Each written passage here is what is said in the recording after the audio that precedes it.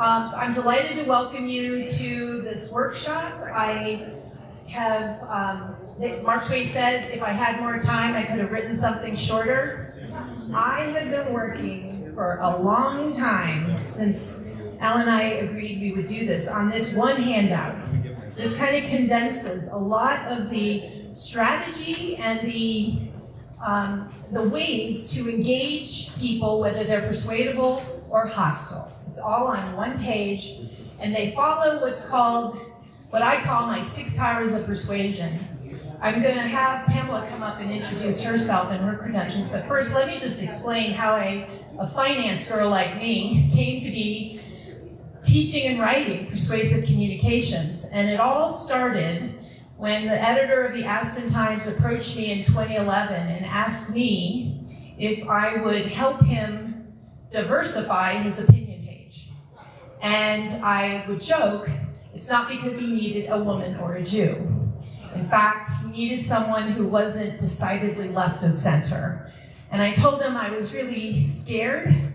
I certainly did not want to parrot anyone's talking points, so I launched a column calling it Think Again, You Might Change Your Mind. Some of you in Aspen might recall I wrote that column until 2017. And what I discovered writing the column, I realized that to have an audience in Aspen, I needed to make myself very readable.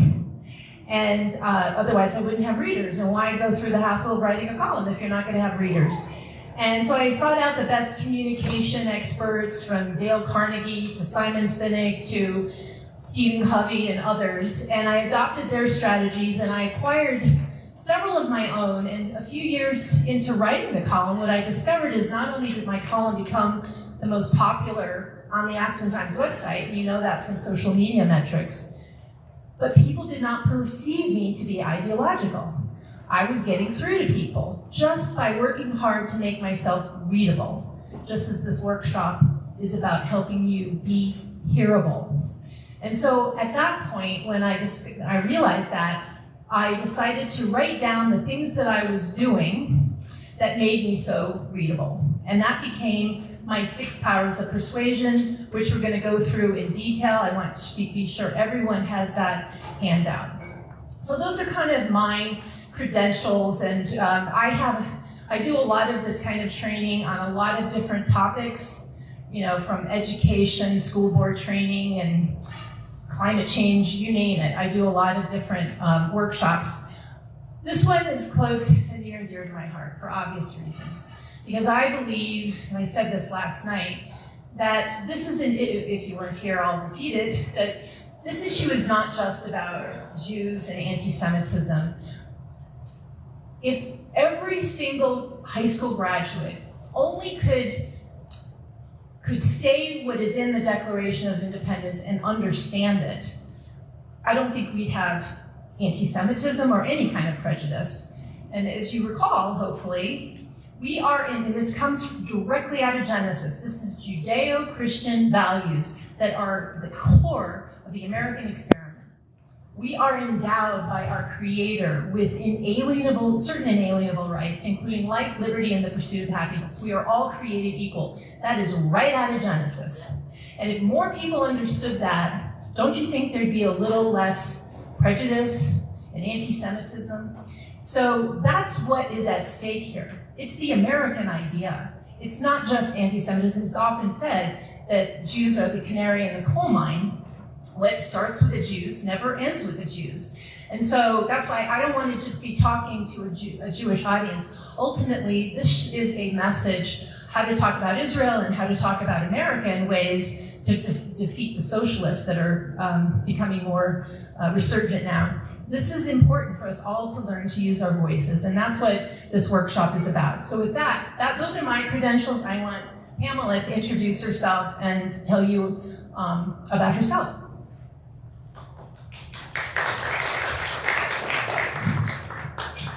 I'm going to be very brief because Melanie has a lot of stuff to do. But I'll just say that I'm a social psychologist with a clinical background. I taught leadership at the Air Force Academy, and then I taught course I call Habits of the Free Mind, Psychology for Democracy and the Good Life at the University of Chicago, at Johns Hopkins, and now I'm at Harvard, but I don't have teaching responsibilities. This is obviously an important topic. It's not something that anybody has really solved, how to talk about these things. Melanie uses a framework that she developed by understanding Jonathan Haidt's moral foundations theory, which I think is a really good way of understanding how people think about moral issues, and how to communicate with each other. I worked with John and Greg Lukinoff on their book, The Coddling of the American Mind, which I also highly recommend, unfortunately very relevant still. It came out in 2018. We didn't talk about anti-Semitism in that book, but we did talk about the illiberalism that was rising at the time on college campuses, and about that generation of young people, about what we now call Gen Z. At the time, I think we called them iGen. And what Melanie is going to present is an important way of thinking about how to talk to people you disagree with. I do this in a very different way because my program is not about persuasion. My program is really just about listening. But this is something where it's really important to be able to at least move the needle a little bit with people. So Melanie is going to give you a lot of tools. And as a result, I think what would be a really good idea is for everybody to move up. So, because this is going to be very interactive. It's not going to be hard. I mean, it's going to be challenging. It's not going to be upsetting, but, you know, to move up and fill in these chairs here. Everybody in the back. Move up. Move up. If you want to, we'll come back to you if necessary. No, I want everybody to move up. Yeah. So, like, everybody move up. And that way, we're all more of a group. It's not just a bunch of individuals sitting separately doing this on your own. You're not on your own. This is a group of people that you're also going to be able to rely on when you need help. You all will have these tools. And you all also know some of the same people. So after this, you can talk to each other about your conversations with some of the people that you've used these tools with. So please move up, move up, move up. All right, Melanie. Okay. All right, so there's probably way more content in this than I will have time to go over with you. I often get the question, can I have your slides? I encourage you, for things that you find resonate with you, take a photo of a slide. And then I will do my best to get you a PDF. It's hard to, it's a big file, so I can't really send it to people. So where I want to begin is with this slide. We love facts. And you can't really see, I made this fact cloud out of the facts that we just wish everyone would know. Like 3,000 years of Jewish connection to the land, 20% of Israeli citizens are Arab, Israel withdrew from Gaza in 2005. All of these facts, if only everyone knew all of these facts. Problem is, they don't. And that's why oftentimes people actually believe the opposite of the facts. And so when we find that out, we just want to give them more facts. But that doesn't work. Welcome to the Jewish people.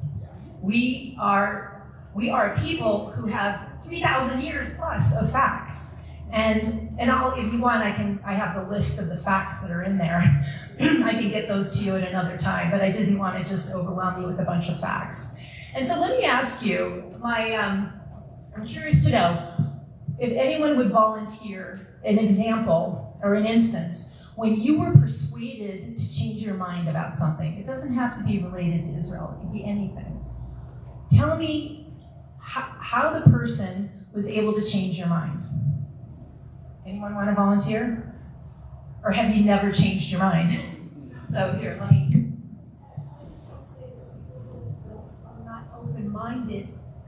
Nobody's going to change their mind. They have to be willing to listen and be open-minded, which most people are not. Sure. Okay, that's true. People have to be open-minded to change their mind, but assuming you're open-minded, does anyone have an example of an instance when they changed their mind? someone help them change their mind? This is actually directly related to this. My boyfriend did a deep dive about Palestinians and relating to the Canaanites. Oh, I'm sorry. My boyfriend did a deep dive into finding out the history of the Palestinians, and he connected them to the Canaanites. And he researched for probably 3 weeks. He talked to me for 3 hours, and when he was done, I believed him. He gave me all the facts, I guess. He gave you the facts, but what if those facts came from Hassan Piker?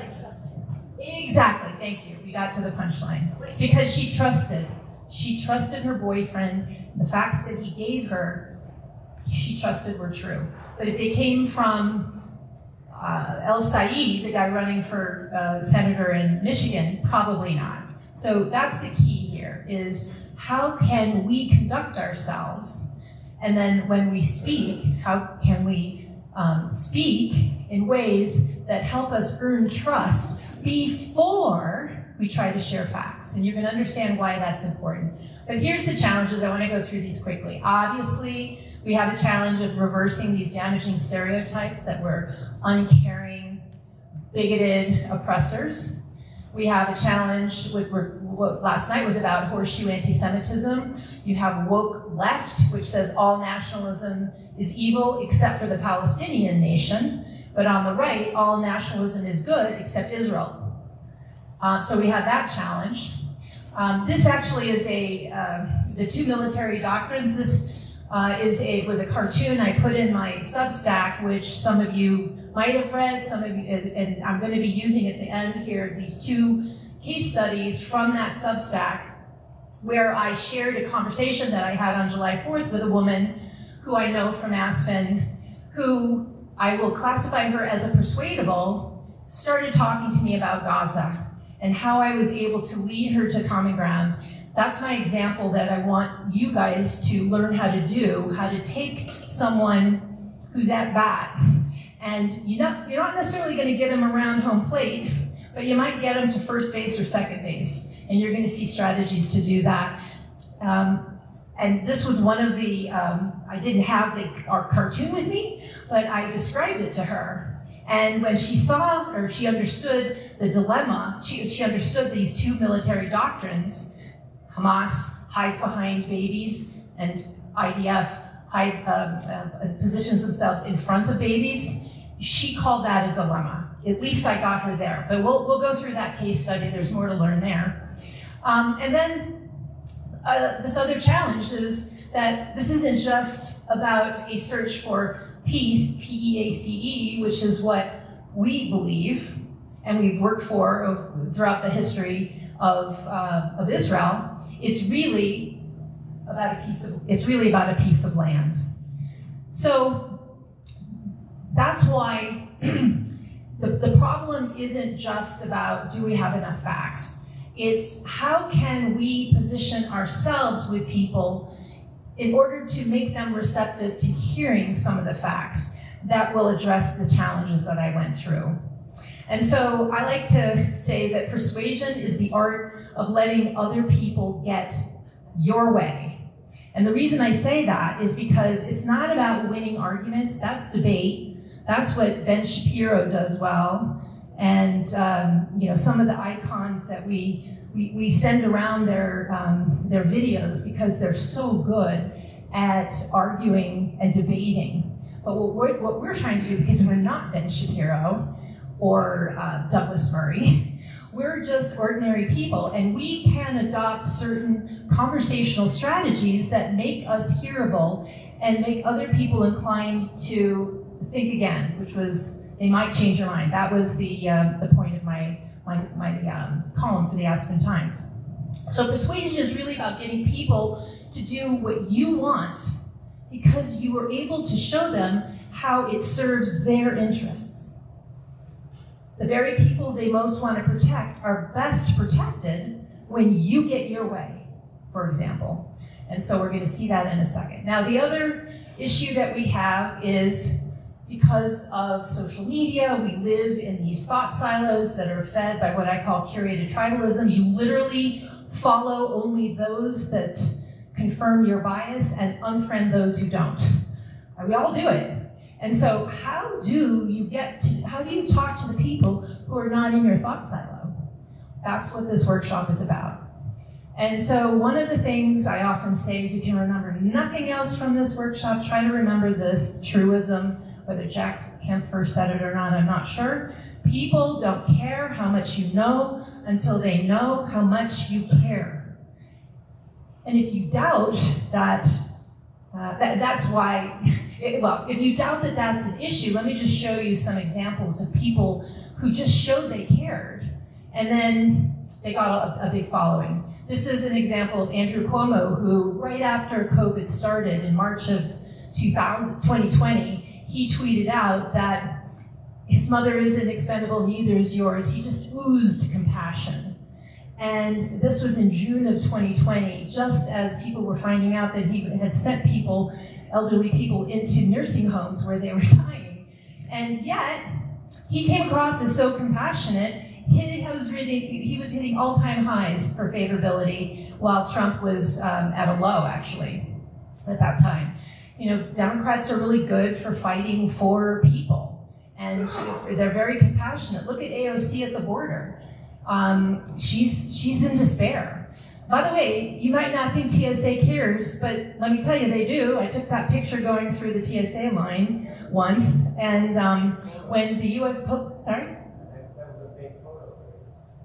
Sorry? That was a staged photo.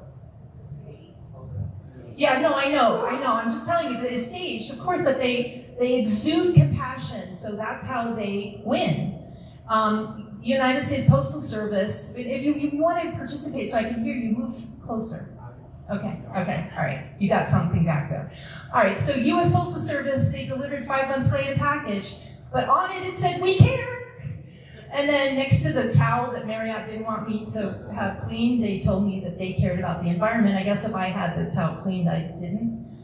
So anyway, that's why one of the things I want to get across to you is that debating is for the best talker, like Ben Shapiro, and there's several examples that I could think of. They're for the best talker, but persuasion is for the best listener, which is where Pamela comes in. Listening is very important, and you'll see when we talk about the case study that I had with a woman at the parade, you find a hook. Someone says something, and then you find a hook, and that tells you where you can go in order to show how their concern is your concern, and you have the way to solve it. And so the best definition of persuasion that I've come along was something that Blaise Pascal, who was a French Enlightenment philosopher, said. He said, "People are generally better persuaded by the reasons which they have themselves discovered than by those which have come into the mind from others." So, in other words, when you say something that resonates with people, they nod their head affirmatively. You're saying something that's resonating. But if you say something, because it's already in their head, but if you say something that isn't already in their head, like a fact they didn't know, for example, that could cause the backfire effect. And then their motivated reasoning and their confirmation bias will cause them to find reasons to deny what you just said. So that's why the 6 powers of persuasion are all designed to help you tap into what people instinctively believe. And so we're going to get into that in a second. But this is I had a chance to talk to Ben Shapiro about this last year. He's famous. He has a PragerU video, I think one of the most watched ever, called "Facts Don't Care About Your Feelings." And what I'm here to tell you is, until you have engaged someone's feelings, you do not have the credibility to share facts. So that's the big message there. And so part of gaining credibility is earning trust. This is what was the key to your believing things that you didn't know before, that because you trusted your boyfriend. So Margaret Thatcher, when I first started writing my column, I thought like her. She said, first you win the argument, then you win the vote. And I thought, I have the best arguments. I'm a good writer. I'll just win that way. And then I realized no one's going to read me unless I earned their trust. So that's why I adopted this writing style and the 6 powers of persuasion, because I realized first you have to win their trust, then your winning arguments will win their support. So just this one last slide, and then we're going to get into some interaction here and start to work on this. And we're going to build a foundation.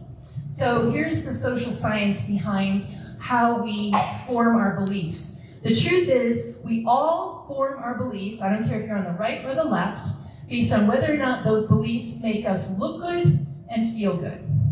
That's in the social science. And I'm sure Pamela can give you chapter and verse about that. And so this is actually a metaphor that Jonathan Haidt used in a couple of his books, The Writer and the Elephant. And so the elephant is the part of the brain that is the emotional part of the brain, the visceral, reactive, emotive side of the brain. The writer is the thinking, rational, logical part of the brain. You guys are probably all writers. But as much as the writer might want to turn to the right, you're not going to go to the right unless you can get the elephant to go to the right. So you got to poke the elephant. You've got to appeal to the side of the brain that is the emotional, visceral, reactive brain. And so if you just came at the writer with a fact-based argument, as we tend to do, the writer's going to want to move, but you're not going to go anywhere.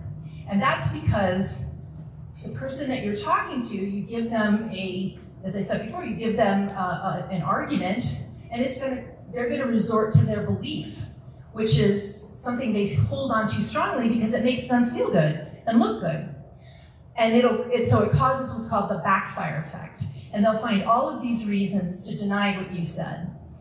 So let me just suggest that the reframing of an issue that helps people understand, the only way really to help someone, to help separate someone from a belief that they have that makes them look good and feel good is to help them understand how that belief actually hurts the people they most want to help. So, you knew someone, let's say, in 2020, who, right after George Floyd was died, put a Black Lives Matter sign in their yard or their storefront. And you knew at the time, because it was on their website, that Black Lives Matter is an organization that's Marxist, that wants to defund the police, that wants to dismantle the American family. You knew that, and you went up to them and you said, did you know that? What do you think would happen? Backfire. Right. So what would be a way to approach them to get them to understand that Black Lives Matter actually hurts the very people they most want to help? Before you can share facts, you have to earn their trust. You have to say something that connects with something that's already in their head. What do they believe? What's the simplest thing that they believe? It's on the sign, Black Lives Matter. When I talk to audiences often, and I say, how can you find common ground with someone with that sign in their yard? They say, all lives matter. And I'm like, I know that's what you believe, but that's not what it's in their head. You have to say what's in their head. You have to separate yourself from what you believe. You're in this thought silo, you gotta meet them in their thought silo. So first you say, Black Lives Matter, of course they do. That's why I worry about, who do you worry about? All the Black businesses that were destroyed during those riots. Right, right, right. And if you dismantle the police, who's gonna protect them?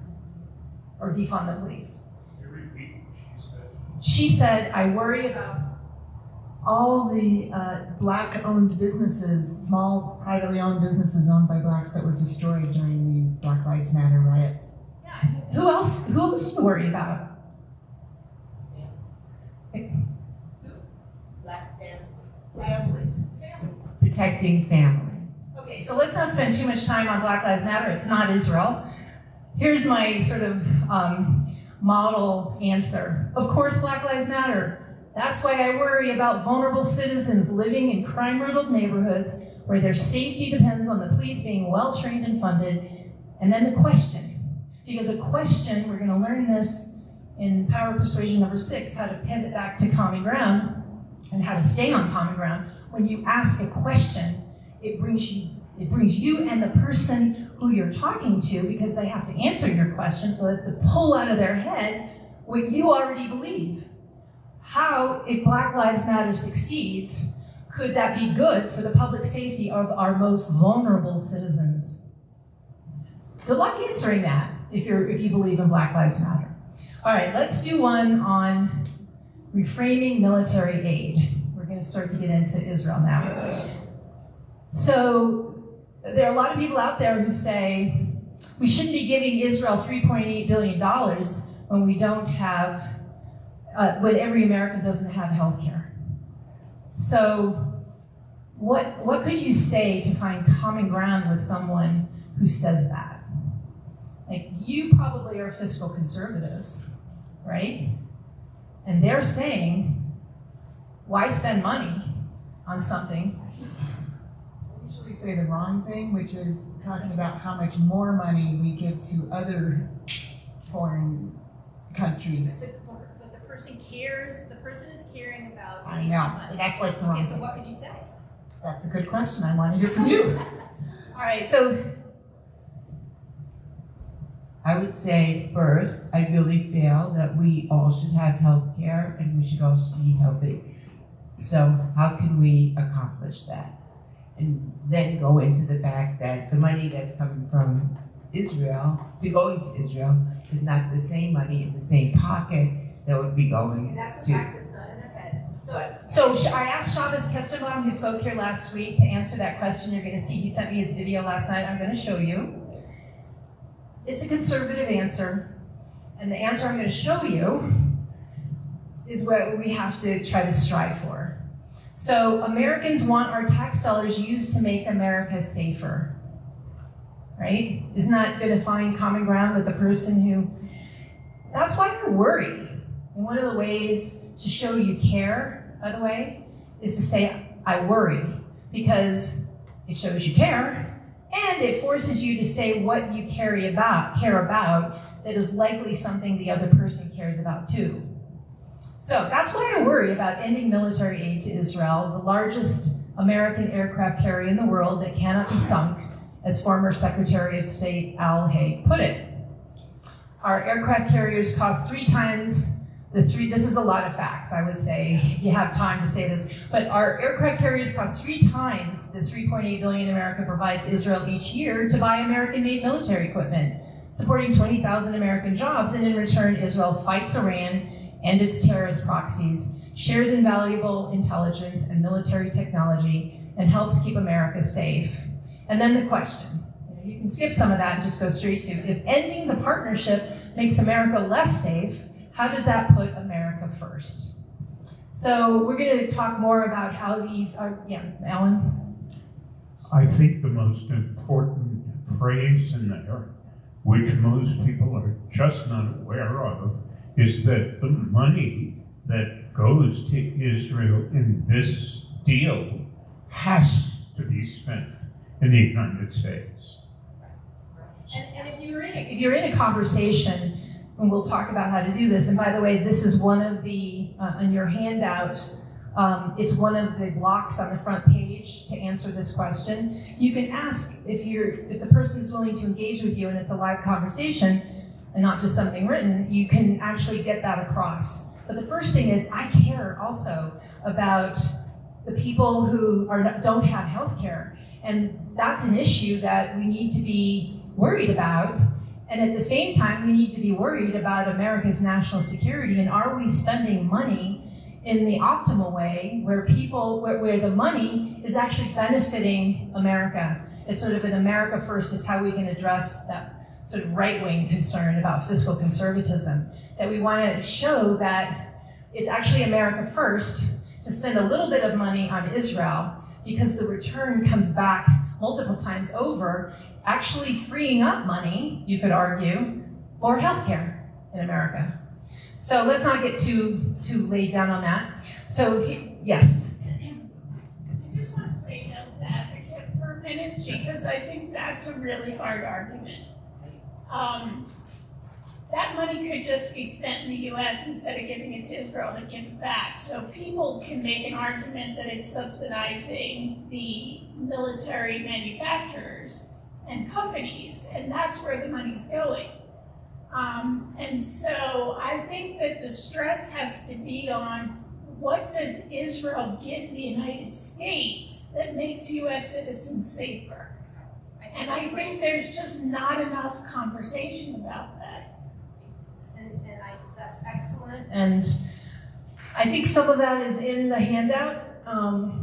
And you're right. And there's no one right answer here. That's why I'm glad we're all chiming in, because the result of this hashing out is going to drive the best answer. That's what this is about. Oh, wait, I want to tell you. So after sharing with you some depressing things about our challenges, I want to share with you that it's not that bad in America.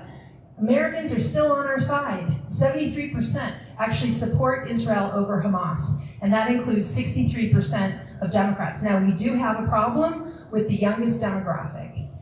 They started out after October of 23, it was 60% support for Israel, 40% Hamas, which was bad. Now it's 40% Israel, 60% Hamas. So we have our work cut out for us. But if you look at the crosstabs, you can see the older the demographic, including the next demographic, it bumps up to 65%. So the 25 and older is 65% support Israel. And then it just gets better from there on. So the ultimate goal here with this workshop is to speak in a way that simultaneously helps you hold on to your friendlies, appeal to persuadables, and for those hostiles, and we're gonna talk about the hostiles at the end. I've got two little case studies at the end. One about the woman I talked to on the 4th of July, and then when I wrote the Substack, there was a hostile that came on in the comments section that clearly a hostile. So I want to use that real example to show you how to engage a hostile. I wasn't the only one who did it in the comments, and you'll learn a lot from that. But the point that I want to make is when you appeal to persuadables, you're trying to get them to open their mind, you're trying to earn their trust so that you can layer in some facts. When you're dealing with hostiles, on the other hand, you are not trying to persuade them. You're mindful of the persuadables that are watching, and you're trying to build your own credibility so that they are attracted to you and your thoughtfulness and repelled by the hostility of the hostile. And trust me, when you engage a hostile, they self-immolate. And then the persuadables see that, and then they're drawn to you. So here we are, the 6 powers of persuasion. You have that handout. They are all about finding common ground and staying on common ground and getting back to common ground and supporting your common ground. So the first one is you are the message. And it's probably the hardest one to teach because Caroline was telling me, where are you, Caroline? There you are, that she just gets so angry when someone says something, and she spoke to a rabbi who said, what should I say? She's like, I just can't say anything. And the rabbi said, that was smart. You don't want to say something that makes you look like the hostile. So it's really hard to contain your anger and to contain the reaction that you have. Our blood pressure goes up when we hear something crazy like I heard, and I'm going to share in the case study with the woman that I met on the 4th of July when she compared what's happening in Gaza to what happened to the Jews in the Holocaust. Trust me, I had to contain my blood pressure. So that's, social science shows that you have as little as 7 seconds to make a good first impression. So be mindful of your nonverbal communication cues, the things that are you nodding your head and showing that the other person that you're listening to them and you're affirming them and earning their trust. Are you looking at them in the eye? I tested this when I had to be in New York City for a whole month, and just walking down the streets of New York, I would smile at people and I got them to smile back at me, even in New York, because when you smile at someone else, it induces a chemical reaction in their brain, and at your end, and they'll be just ever so slightly inclined to like you a little more. So that's you are the message. Find the common ground is where we want to be. And we can find the common ground in various ways, and we're going to go through that in the deep dive on this section. But in essence, we find common ground by fighting for people and using fairness and compassion frames.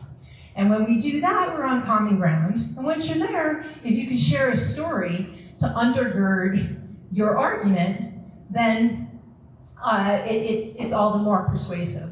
So that's power of persuasion number 5. And then if you're on unfriendly ground, how do you pivot back to friendly ground? Is with the use of questions. And there are questions, and we have those on the back of your second handout. The one that's called Questions That Build Bridges on the back. Some of those questions, especially when engaging hostiles, they're clarifying questions that force them to respond to you with the evidence of what they're saying. And then there's also a persuasive question. And I'll just tell you, the one that was probably most persuasive in my conversation with the woman on July 4th was when I asked, just to show that I cared and that I was fighting for people, the very people she was caring about. And I also, it's like, I call it the smoke out question, because it reveals whether or not somebody actually knows enough to have the opinion that they had.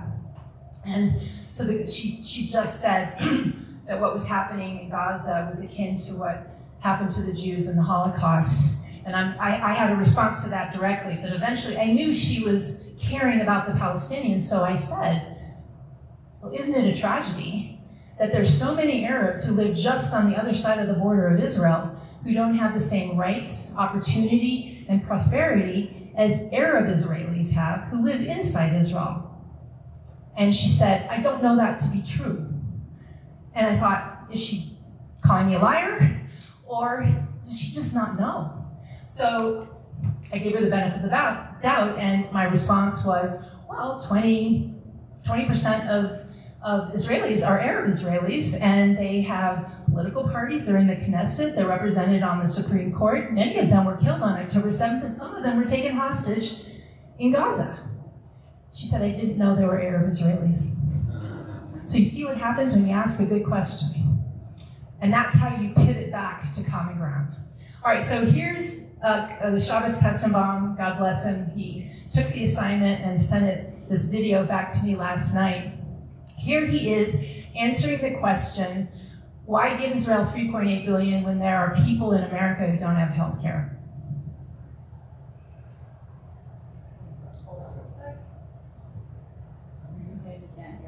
Yeah, I know, I've got to turn up the volume.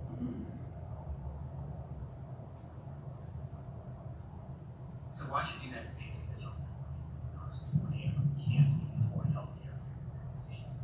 First and foremost, my chief concern are my fellow Americans, my fellow neighbors. I'm deeply concerned about those here at home who can't afford health care, which is why our federal government spends more than $1 trillion every single year on healthcare. We spend more on healthcare than any other industry as a federal government, more than the military, or the... You started out by saying, I've got the transcript here, you started out by saying,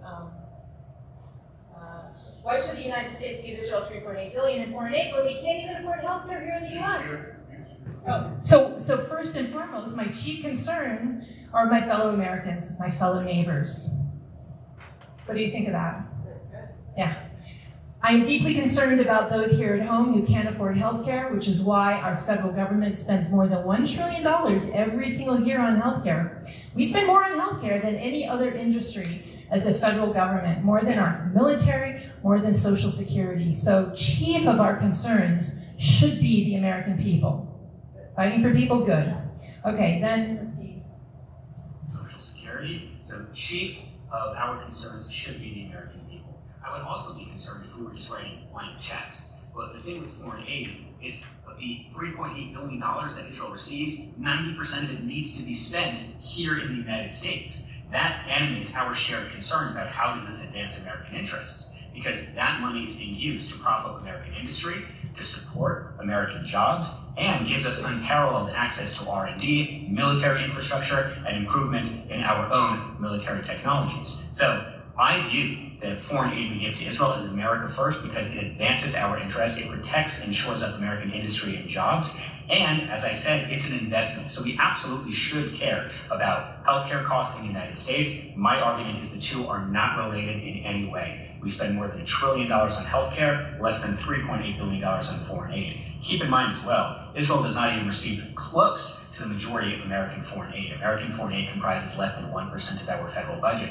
We give $1 billion to Nigeria, $1 billion to Somalia. Yes, it's true, $3.8 billion to Israel, but as I said, that's an investment in our own industry. So we share the same concerns, we just disagree on the tactics. So what do you think? You liked it? Yeah? Did you think he told a story that helped undergird his argument? Did he tell a story? Yeah. I don't want to be too critical. I think he did pretty good. You're going to see in a second an example of someone, not on Israel, unfortunately, because I have a hard time finding them, but on the issue of school choice in a minute gets it done. I think he missed out on telling the story, and now that I think about it, I should have said, try to use what happened to the 3 American service members in Jordan who were killed in that missile strike by Iran a couple weeks ago. Imagine, this could have been a story in the middle of this, you could say, imagine if America had Israel's defense capability over its base in Jordan, might those 3 servicemen not have been killed by that Iranian attack? You see the power of story? Does that make sense? Okay, now I want to show you, this is a really, so I think that was his main failure, and just so many facts. And again, facts don't care about your feelings, but stories, they get the emotions flowing. So here's Condoleezza Rice. She was talking about school choice, and listen to her try to identify the 6 powers of persuasion in what she says. So are you for school choice or not? We already have a choice system in education. If you are of means, you will move to a district where the schools are good and the houses are expensive, like Palo Alto, California. If you go across the street from Stanford, Palo Alto High has a performance arts center that looks like a smaller version of Stanford's. If you're really wealthy, you'll send your kids to private schools. So who's stuck in failing neighborhood schools? Poor kids. A lot of them minority kids. So how can you say you're for civil rights? How can you say you're for the poor when you're condemning those children to not being able to read by the time they're in 3rd grade, they're never going to read? So if you want to say that school choice, vouchers, and charter schools are destroying the public schools, fine. You write that editorial in the Washington Post, but then don't send your kids to Sidwell Friends. So Sidwell Friends is a private school in Washington, D.C., where the Obamas sent their kids, the Clinton sent, what's her name? Chelsea, yeah. So I want to just go through, what did she do well? And the answer's up there, but what did you hear? Did you hear a story? Yes. What was the story? When she says we are already in a choice system, everybody realizes that, but it's never been made aware. Right. And the Performing Arts Center at the high school is like like Stanford's. But also, the most compelling one, the winning side always fights for people, and especially the most vulnerable. And our ideas are the best for the most vulnerable, or are the best for the most people, especially the most vulnerable. Who did she fight for? Those kids who can't read by 3rd grade. They'll never read. That's an amazing story. And don't they deserve a choice, their parents? Okay, so let's keep going. Now we're going to do the deep dive into the 6 powers of persuasion. I've just gone through them, but I'll go through these in a little more in depth. We've talked about you are the message. 50 to 90% of in-person communication is nonverbal. So why not use your nonverbal cues to make people more inclined to like you instead of dislike you? So when this woman came up to me in the conversation and said, we had some pleasantries at the very beginning, so I was pleasant back, but when the conversation got to Gaza, And she said, you know, she has all this military, her family is a military family, and her daughter's serving in the Army now, and her husband went to West Point, and her father was the last general to die, I think in the American military, or one of the last. He died in Vietnam. He got ambushed when he went back there in the 70s toward the end of the war. And so she had all this credibility, just as I know war, and I know the military. And what's going on in Gaza, it's excessive. What Netanyahu, and she made it about Netanyahu, is doing is, it's too much, too many innocents are dying. And when she got to, and so I had a response, so we're going to go through that. I don't want to do that yet. Well, actually, I think I will go through that because it's helpful. My response to her, and I wrote about this in my Substack, so it's all there, and I'll get you the link later. So she says, so she said, I said to her, well, what would you want your government to do after 1,200 people were raped, tortured, and massacred, and hundreds were taken hostage? Knowing that her family is military. That was kind of my hook. And what is the first duty of government? To protect the people from danger, foreign and domestic. So what would you expect your government to do if 1,200 citizens were massacred like that? And I wanted to see what her response was. And her response was, they just need to stop fighting and talk. That was her common refrain. They just need to talk. And so I said, how do you negotiate with terrorists dedicated to your destruction, who've rejected every peace proposal? Her response, I don't know, but Netanyahu is doing in Gaza what the Nazis did to the Jews. And when she said that, my blood pressure spiked, but I didn't show it. That's, you are the message. I didn't smile. But I was looking at her, I kept very consciously looking at her right here.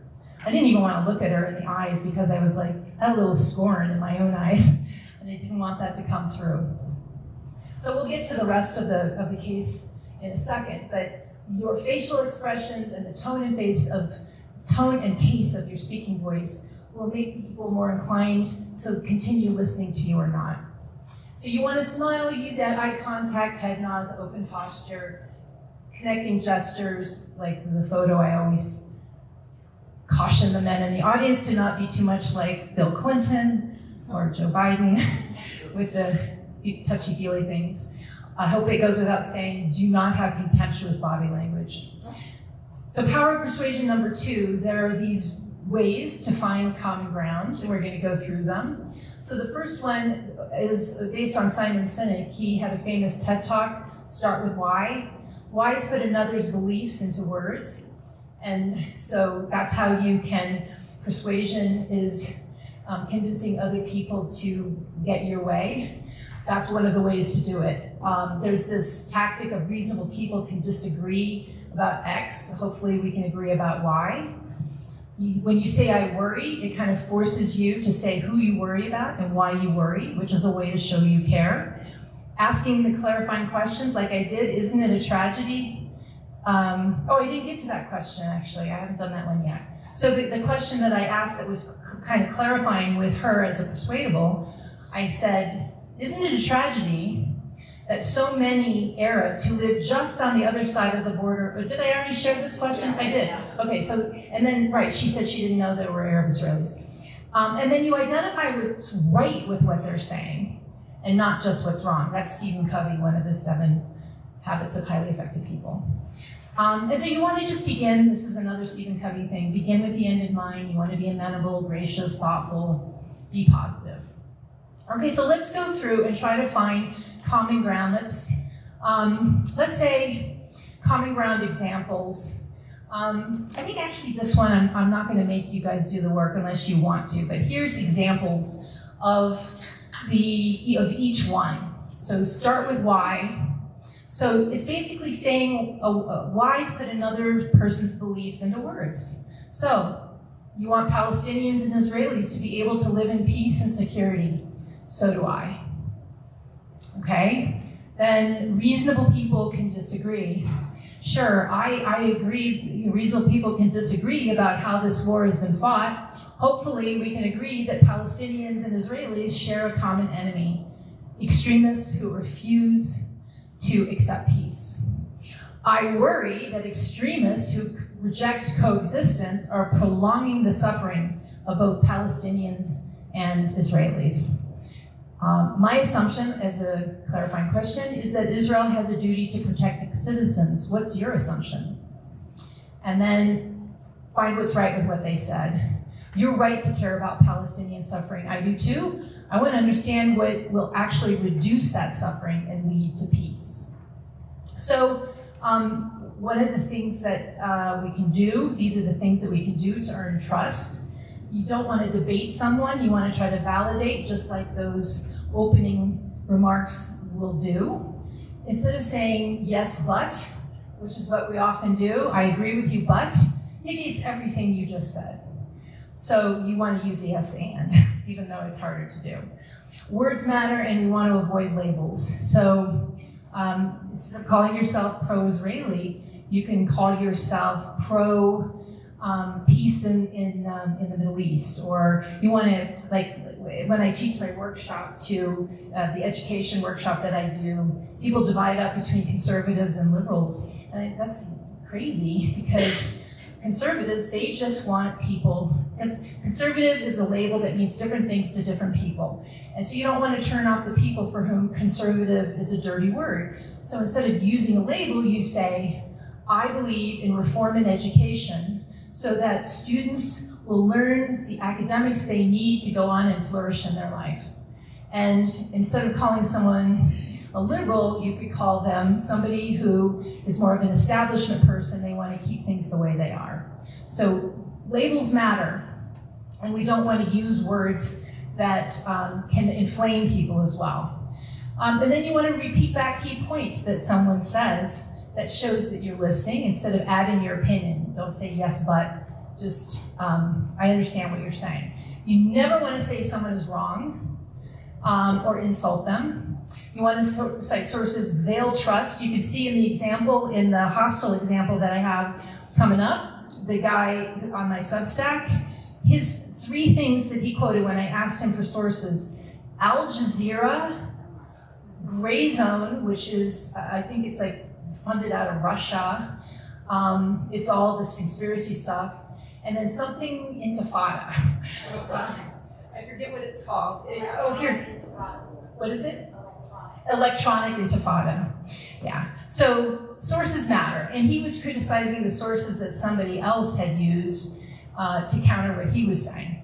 And then we want to try to use humor. So here, people will laugh at things that they know to be true, which is why humor works. So this is kind of an adaptation from something that William Buckley said, but applied to Israel. To say that Israel and Hamas are morally equivalent is like saying the man who pushes the old lady into the way of an oncoming bus and the man who pushes the old lady out the way of an oncoming bus are both people who push ladies around. So, and here's another one that I think, just one image. This is a guy who's in the hospital to get a operation, but he's boycotting Israel, and the doctor comes in and says, sorry, we can't do your operation because all of the equipment and the pharmaceuticals that we need for your operation are from Israel, so we're gonna have to dismiss you. Sorry. Okay, so now, power of fighting for people, not things, and definitely not against people. Remember that, we're not fighting, if we come off as fighting against Hamas, people will, or even Palestinians, will close their ears. So we want to identify the people who are hurt by bad ideas, or hurt by what you oppose, and the people who will be helped by what you support and fight for them. I'm not going to play this as an example. This is Caitlyn Jenner was asked, this is not on Israel, do you support boys and women's sports?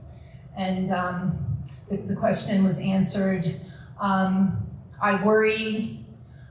She says, it isn't fair and we have to protect girls' sports. That's perfect. She's fighting for the people who are most vulnerable.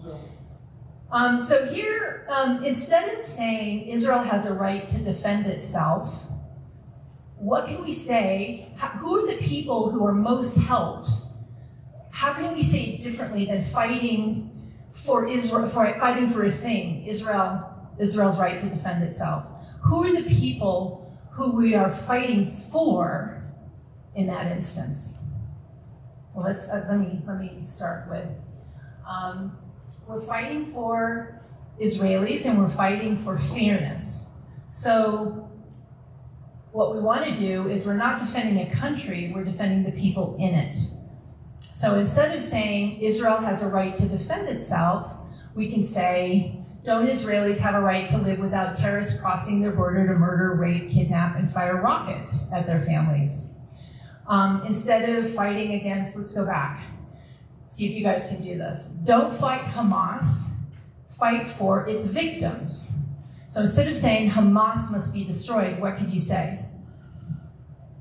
Who are the victims of Hamas?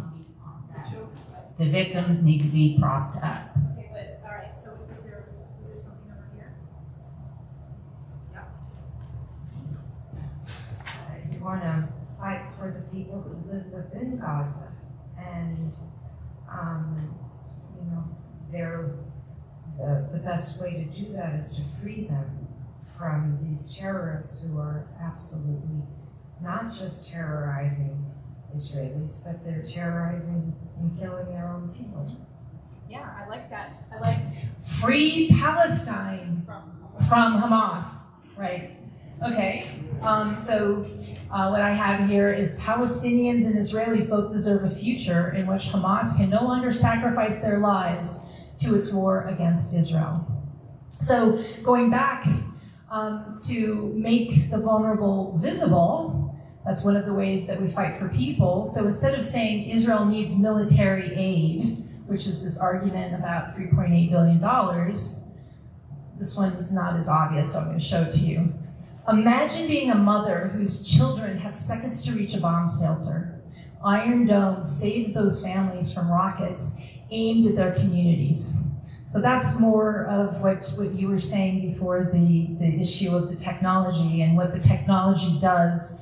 It does it now in Israel, but it could be doing it for US bases and the Gulf nations bases to be protected from missiles. And then show who pays for the bad policy. So instead of fighting against a policy, fight for the people who are hurt by that bad policy. So I worry about asking Israelis to return to communities, like in the north, beside a terrorist organization that has promised to attack them again, and Palestinians I worry about to remain under leaders willing to sacrifice them. And then finally, fight for the person your listener cares about.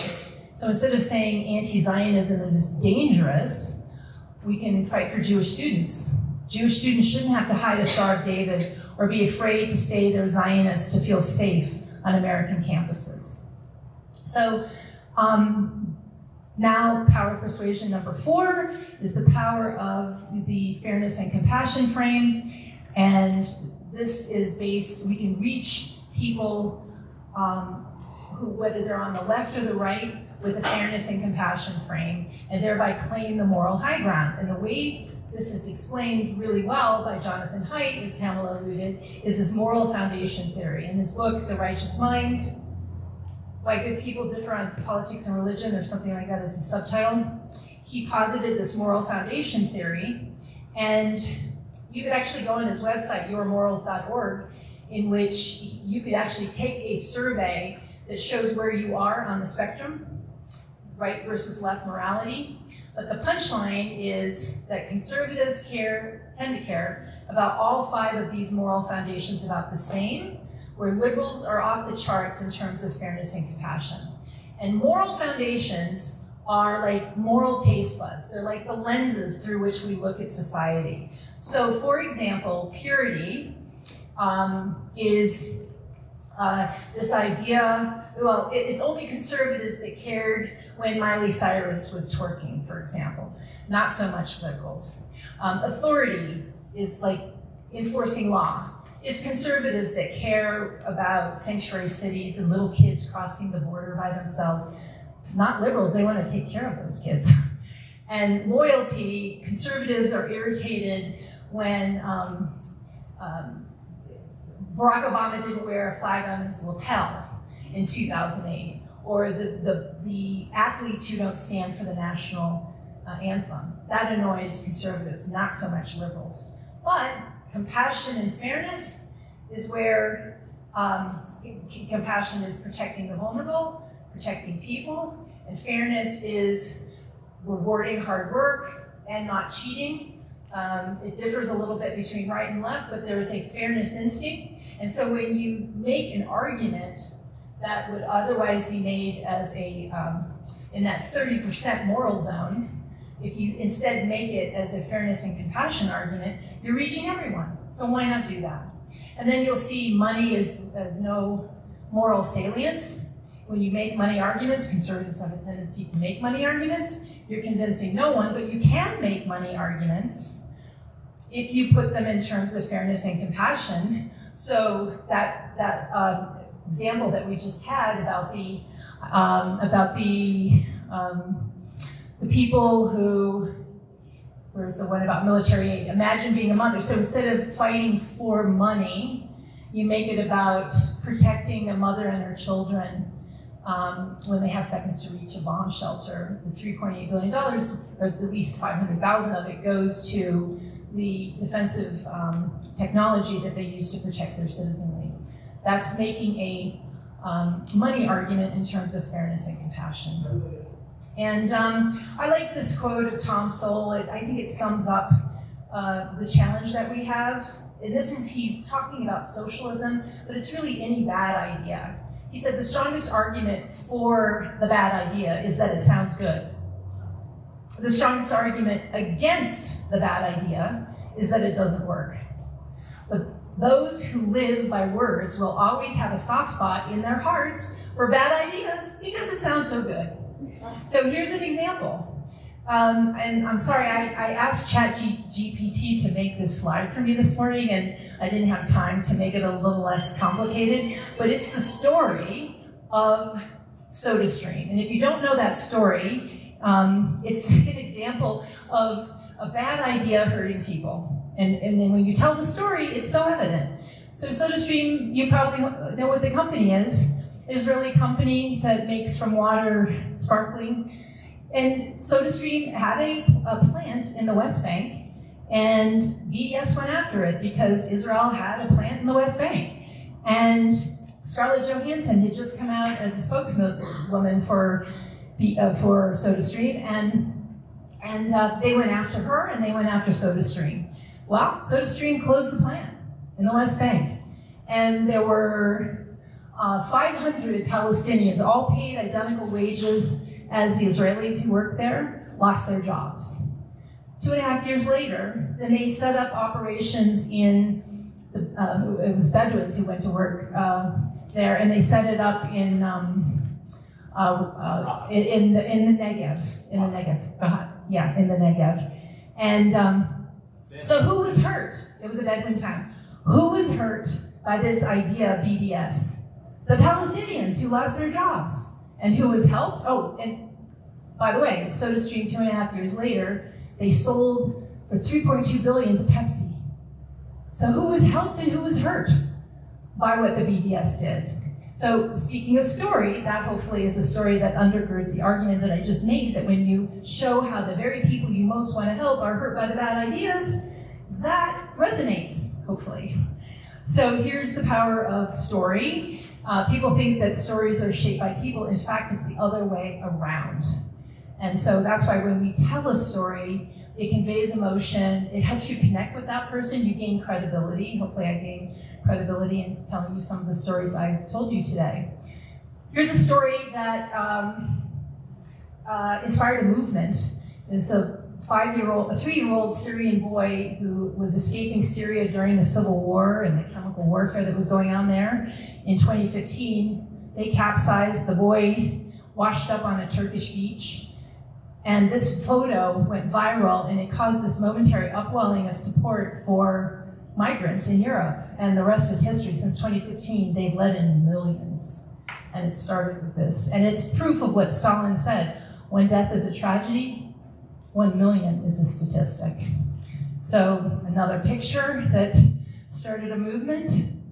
And so now we're at the last power, the power of the pivot. And this is really important stuff. This is the essence of what I want you to walk away with today, is the power of asking questions. And that's one of the best ways to pivot back to common ground. So Reagan said, your 80% friend isn't your 20% foe, or your 20% foe isn't your whatever. Anyway, you get it. So if you're on unfriendly ground, how do you get back to friendly ground? Is by pivoting. And you can do it in the same ways that you find common ground that we went through. And you can, in addition to that, asking powerful questions. And pivots work because, as they did with my example of the woman, the persuadable on the 4th of July, it helped me avoid conflict. I'm asking her what she's thinking. I'm not telling her what I'm thinking. I'm pulling out of her head what she thinks, which is Pascal's idea of how to be persuasive, is get someone to pull it out of their own head. And you're reframing an issue around shared values. And so here's the examples of how to reframe the Israel debate. So it's on the issue of genocide, and all this is on your handout. Israel's committing genocide. So to pivot to better ground, I said to her, and she said that, Netanyahu is doing in Gaza what the Nazis did to the Jews.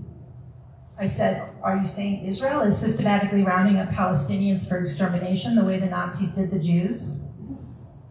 And she looked at me like she was a little confused. And then all she could say is, too many innocents are dying. And that's when I asked the question, isn't it tragic that so many Arabs live on the other side of the border of Israel? So that's one way to pivot to better ground. The whole apartheid, settler colonialism, US aid to Israel, instead of, that's the hostile framing. And this is an example that was in the argument that was made by this guy, Joe Morgan, on my Substack. He came on to say Israel is an apartheid state, and it's, October 7th didn't happen as alleged, as he put it. He was a hostile, and it was clear from the very beginning. But we can reframe by saying we both believe people deserve equal rights, and citizens of Israel vote, serve in parliament, and sit on the Supreme Court. Those are Arabs. So is apartheid really the right framework for understanding this conflict? Colonialism naturally involves people colonizing another land on behalf of a mother country. What is the Jews' mother country? Just ask that. Where do they all come from? And how are Jews colonizers in the land where their peoplehood began, according to the Bible? And then finally, US aid to Israel. Americans should expect foreign aid to advance American interests. Well, we've already gone through this. So here are the questions that help us build bridges. Do you want to live in a world, so it helps, questions help people own their answers. And so one of the most powerful questions I think we can ask is, I think this was Coleman Hughes, I heard him say this in an interview, do you really want to live in a world in which terrorists are allowed to do what they did in Gaza and then win a war by using human shields? What would that mean for the rest of the world? You want to live in that world? Then after the October 7th massacre, why doesn't Israel have the right to win a defensive war by eradicating the threat of Hamas? Why is Israel the only country virtually in the history of the world that isn't entitled to win a defensive war? Ask that question. And then it helps explore these unconsidered facts, like the person, my persuadable on the 4th of July, she didn't know there were Arab Israelis. That question helped me get to that. And then would you be willing to compare the IDF's record of protecting innocent civilians with that of other armies? If they say no, they're hostile. And then if they say yes, you're on the conversation path. And then finally, it helps people check their premise. So you just ask them, like the hostile on the comment section, people just engage in, what makes you think that Israel is an apartheid state? He was just saying it as a declarative statement. But when we do that, it causes the backfire effect. It does the same thing. So when we make hostiles try to defend those kinds of claims, they come across as even more hostile. So, so now the case study, and I've given you most of the. So here are the facts that in the case study with this Persuadable on July 4th, these were the facts that were in my head. And I could have just come out and said what the definition of genocide is, and I could have said October 7th and all this stuff, but I framed every single one of these facts as a question. Because I was trying to, if it wasn't in her head already, I'm not going to put it there by making a declarative statement. I get it there by asking a fact that's either, if it's there, it'll come out, or it's not, she'll say, I didn't know that there were Arab Israelis, for example, and then she was humbled by that. So just to continue here, so the first, just to go through this case study, so responding to this Israel is committing a genocide libel, she said Netanyahu is doing in Gaza what the Nazis did to the Jews. So I wanted to be careful about my demeanor. And so calm is the message. Calm voice, relaxed posture, curious, not combative. I wanted her to feel safe so the conversation could continue, because I had the sense, though I wasn't sure, and I will just say this woman's, I say in the article that you can, if you're from Aspen, you might be able to figure out who this is. I didn't want to expose her. I really wanted to expose how to talk to a Persuadable. But I fell into a conversation with a woman whose children attended school with my son and whose close family member is now campaigning for federal office. So many of you, maybe you know who that is, maybe you don't. Running against our congressman from here. So her husband. So anyway, you know now who it is, and that's why I was like, this person's husband wants to lead this district, the people in this district. I want to be sure that they're informed about the issues that are of the greatest import to our national security. So anyway, I kept my calm in order to continue the conversation. And so when she said Israel is committing genocide, essentially, I didn't want to correct the facts, and I wanted to activate that moral instinct, that fairness and compassion instinct, by fighting for people. And so what did I do? I said, what would you want your own government to do after 1,200 citizens were raped, tortured, and massacred, and hundreds were taken hostage? Her response was, they just need to stop fighting and talk. She was responsive. She wasn't defensive. She wasn't calling me names. That's what hostiles do. And so the questions that I was asking was activating her shared moral instinct. Then, too many innocents are dying. I wanted to acknowledge her compassion while shifting the conversation away from accusations and toward the people for whom she's fighting. That's how I figured that she would change her mind. They do that when they realize that their belief it will hurt the people they most want to help. So I responded by saying, isn't it tragic that so many Arabs living outside of Israel don't enjoy the same rights, opportunities, and prosperity as Arab Israelis? She responded by saying, I don't know that to be the case. Was she calling me a liar, or was she just uninformed? I assumed she was uninformed. I came back and told her that 1/5 of Israel's citizens are Arabs. You've heard that before. She came back and said, well, they just need to stop fighting and talk. So how do you help someone examine whether responsibility is being fairly assigned? Like, she wasn't, all she could say is Netanyahu was doing it. Well, is there any agency on behalf of the people who are supposedly governing Gaza? I needed to get her there. And that's why when she said that, I said, well, how do you negotiate with terrorists dedicated to your destruction who've rejected every peace proposal? And that was actually an argument that I think powered down the hostile in the comments, this guy Joe Morgan. He had no response when I came back and I quoted Ghazi Ahmed, who said, I don't know where it is in here. He said that like October 23rd, 2020, it was like 2 weeks after October 7th, he said, we're going to continue committing more October 7th until Israel is annihilated. How do you talk to people like that? Make them own that answer. And then her response, well, Netanyahu is doing in Gaza what the Nazis did to the Jews. This isn't in chronological order, I'm skipping around here, but this is using a fairness and compassion frame. I came back and I said, are you saying Israel is systematically rounding up Palestinians for extermination the way the Nazis did the Jews? That's a fairness argument. How could you possibly compare the systematic rounding up and extermination of Jews to what's going on in Gaza? And she didn't know what to say. She just said, too many innocents are dying. That was her common refrain. And so I said, I wanted to get her to understand how difficult it is to wage a war like this. Yeah, innocents are dying. Why are innocents dying?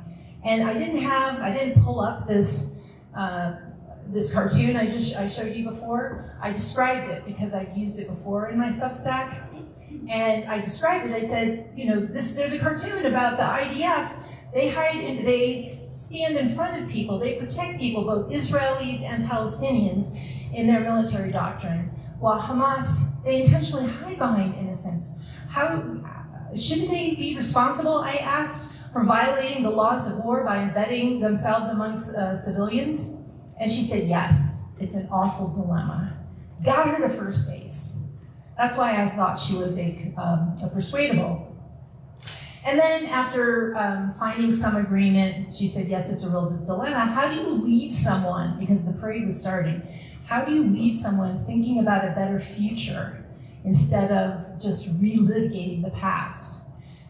So I said, you know, many, just to find common ground at the end, many Arab countries now accept Israel because peace serves their interest. Wouldn't peace be more likely if Palestinians had leaders who believed their own people's lives mattered too?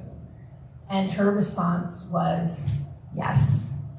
And so essentially, instead of giving her a wall of facts, I just came back with thoughtful questions that forced her to pull out of her own head the answers that I wanted her to come to.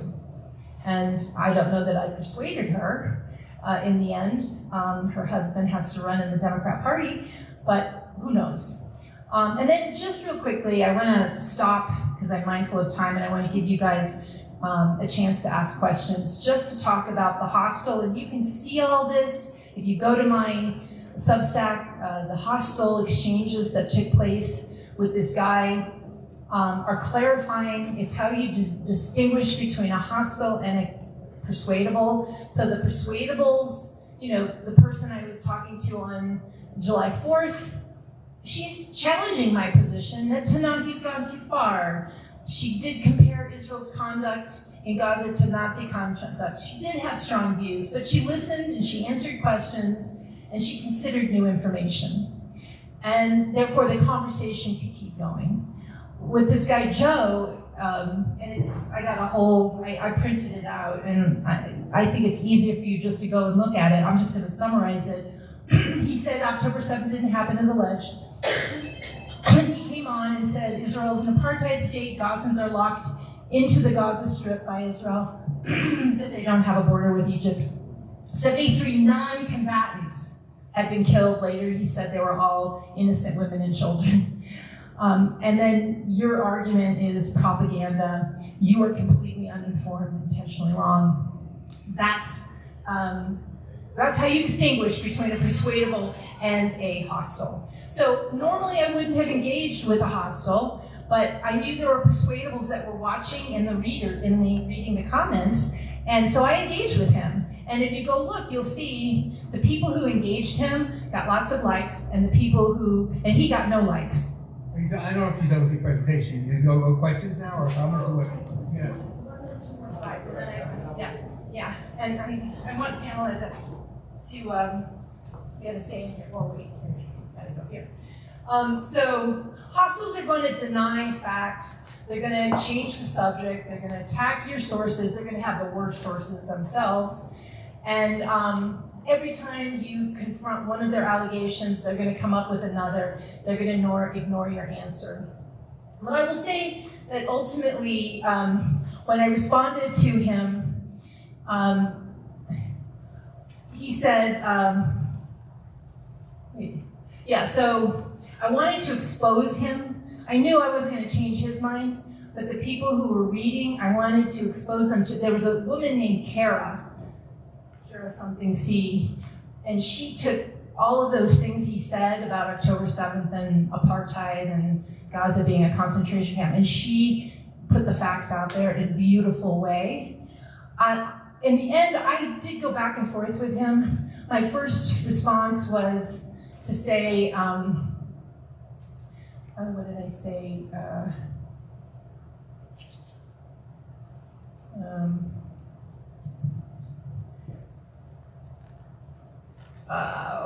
I said, when your strongest move is to deny easily confirmed facts, like mass rape, etc., it's not a serious contribution. You're entitled to your views.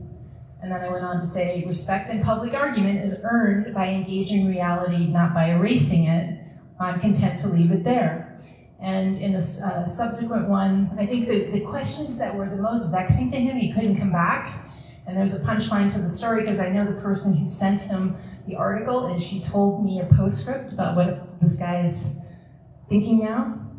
But the two questions that he couldn't respond to was the Ghazi Hamid thing. How do you negotiate with someone who says that after October 7th? And then I said the thought experiment. If Hamas put down its arms, what would happen?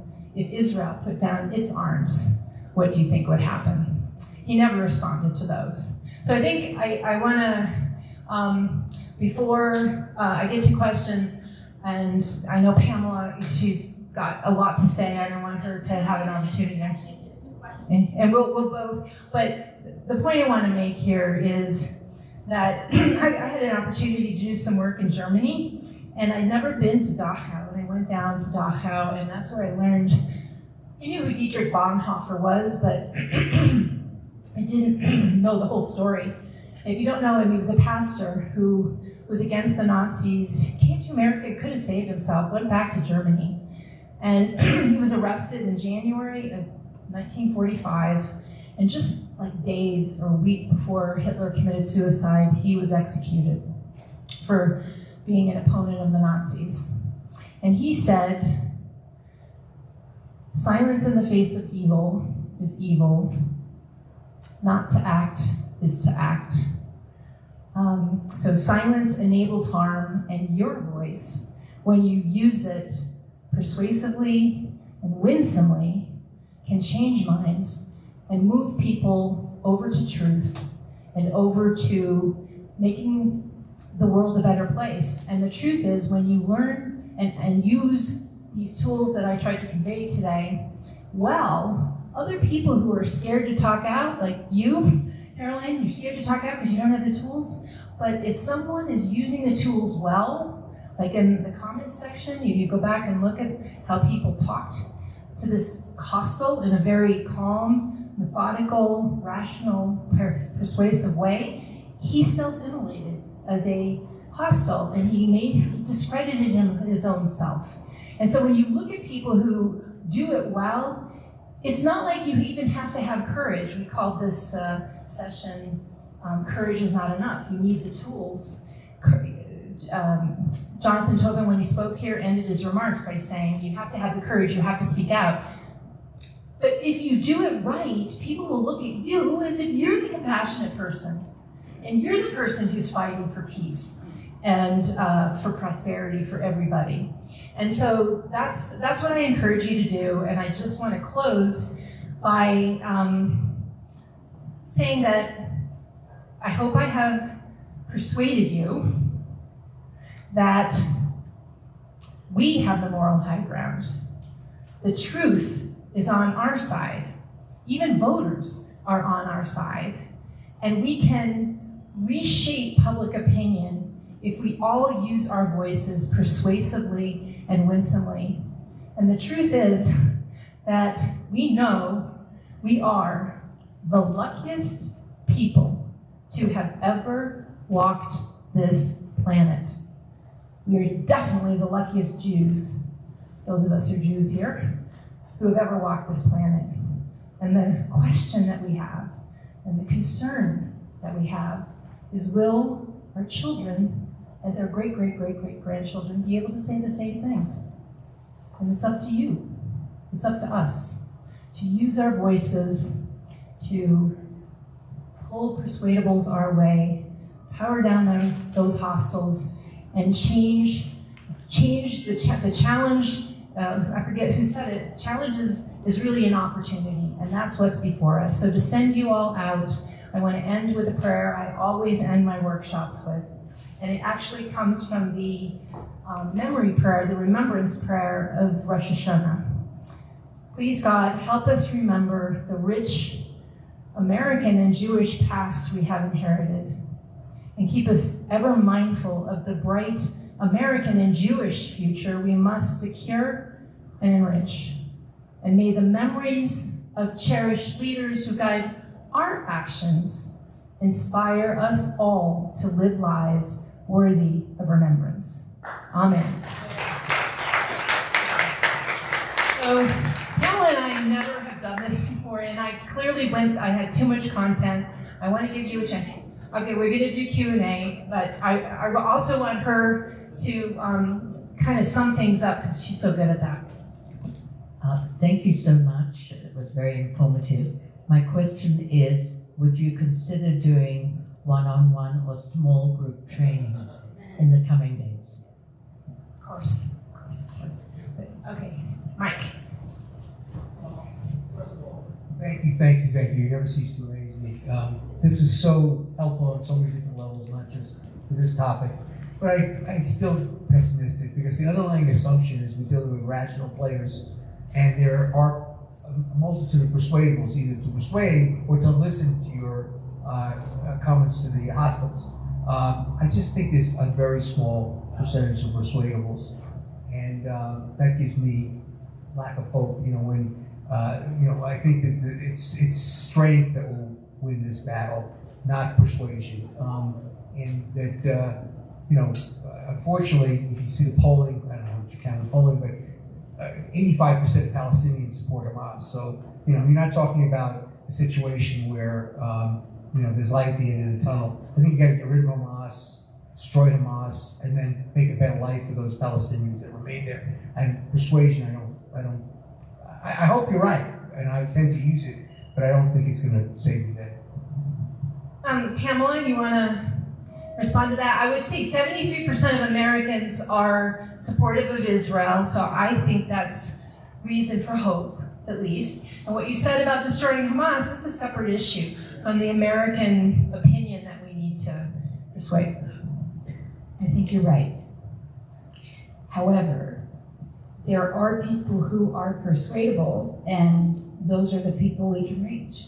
So it's not going to be the thing that changes everything, but it is going to be the thing that gets enough people on our side that we can at least move the needle. The thing I always say is that, if you were here last night, I said this, is that we're not really afraid of being attacked. But physically, yes, we're afraid of physically being attacked. But when people have things to say about Jews or Israel, we're not really afraid of those things. What we're afraid of is people saying those things, and when we try to defend ourselves, nobody having our back. So this is what's really important in creating a community of courage. People who have your back, and you all have each other's backs, so that you're all on the same page, and when you're in maybe a small group of people where one person says some really vile thing, the natural inclination right now is for people to all say, oh, let's just skip that and move on, or leave that group, or whatever. That's the opportunity to engage in this way, and also help other people engage in the same way. Does that make sense? I have a question for Melanie. I'd like to persuade you of something that you hinted at, but you didn't spell out. And I know that 6 is an even number, but I think they're really 7. Oh, no. Can you guess what the 7th is? You hinted at it in a story that you told when you were walking in New York and smiling at people. So when Barbara and I walk in Aspen, everybody's smiling at us. And what's the difference? What is the source? It's hinted at the part in Parsha that we read.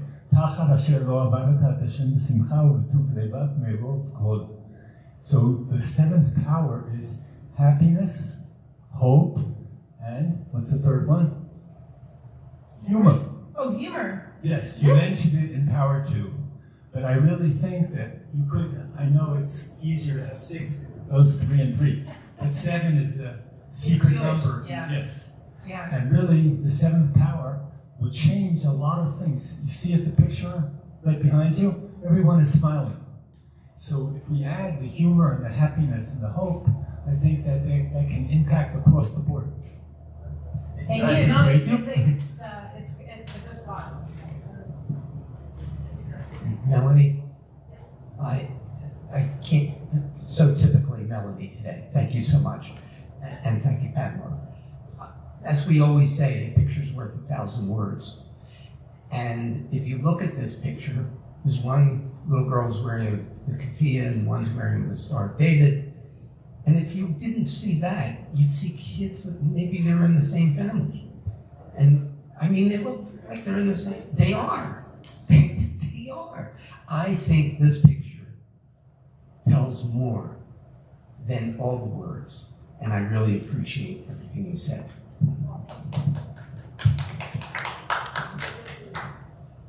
Yeah, Melanie, thank you for your presentation.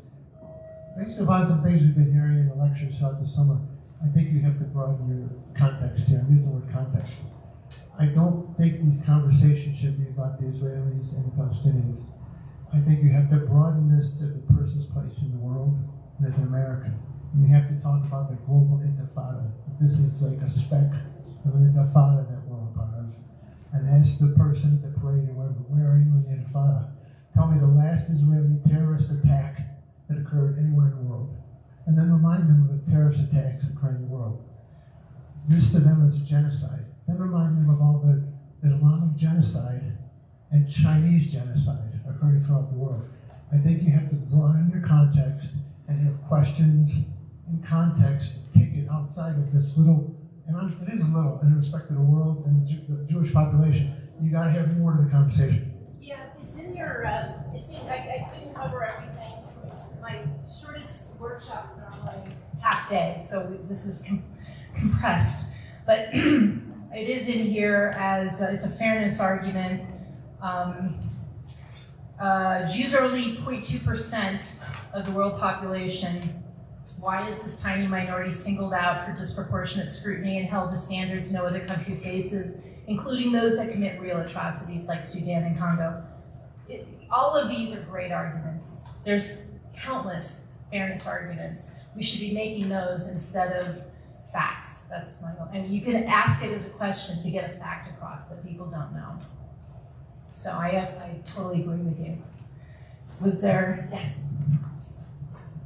I have 2 questions. One is, you were talking about words and the importance of words, and the word Zionist has become a trigger word now, and what it means to Jews is different than what it means in popular culture. Like, it means settler, colonialist, imperialist, all this other stuff. So I've asked young people, what does Zionist mean to you?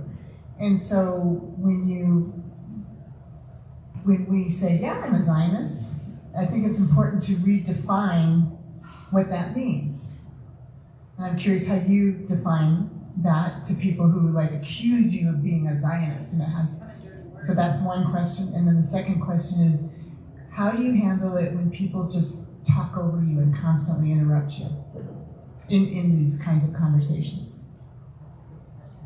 I'm assuming they're hostiles? The people who talk over you? Is it one-on-one? If it's one-on-one, don't bother, because you're not going to convert them. But if you're in a group and you just say, is this the kind of courteous discourse that is going, America's founded on the idea that people from different backgrounds can hash things out and discuss things and then derive better understanding of situation. That's what discourse is. Can we have it? Can I have an opportunity to add to this conversation? You could ask it as a question. But Pamela, I want you to talk about Zionism. But the question was, Zionism has become a dirty word, as if, and some people are saying we shouldn't even be using it anymore, but I know you have an opinion on that. All I'll say about that is that the world we're operating in right now is a world in which we're all sort of using our tribal psychology and not our cognitive thinking.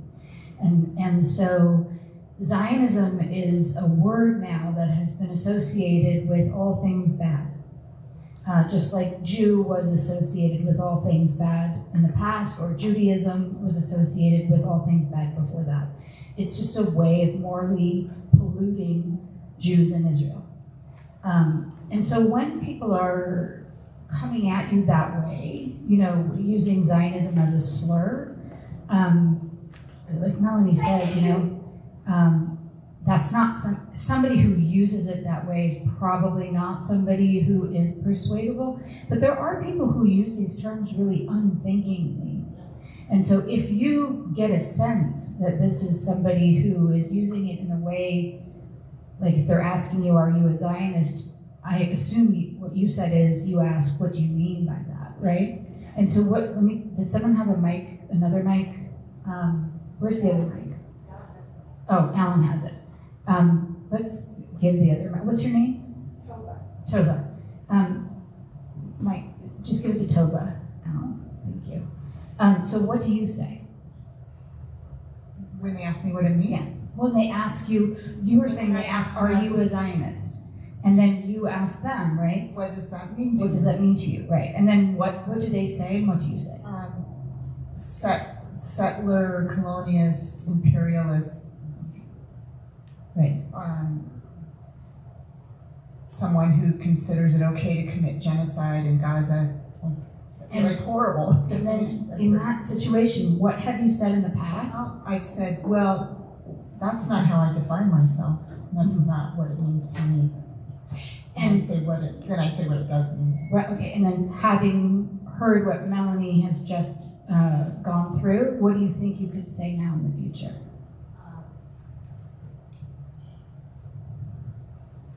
Put it this way, what question could you ask?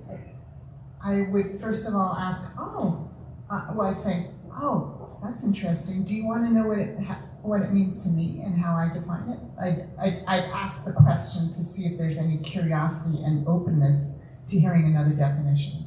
Okay, that's one good possibility. If you're trying to think through the things that Melanie has just gone through about compassion and fairness and how to pull out of them something that's already in them, can you think of another question that you might be able to ask that might get them to shift just a little bit rather than just asking if they want to know what's already in your head? I'd say, I might say, well, all Israelis define themselves as Zionists. Do you think that's how they feel? That's another possibility. Does anybody else have other thoughts about that? This is really good role playing. This is really helpful to me because I get, I get nervous in the midst of a conversation. Yeah, right. These are the real conversations that we have.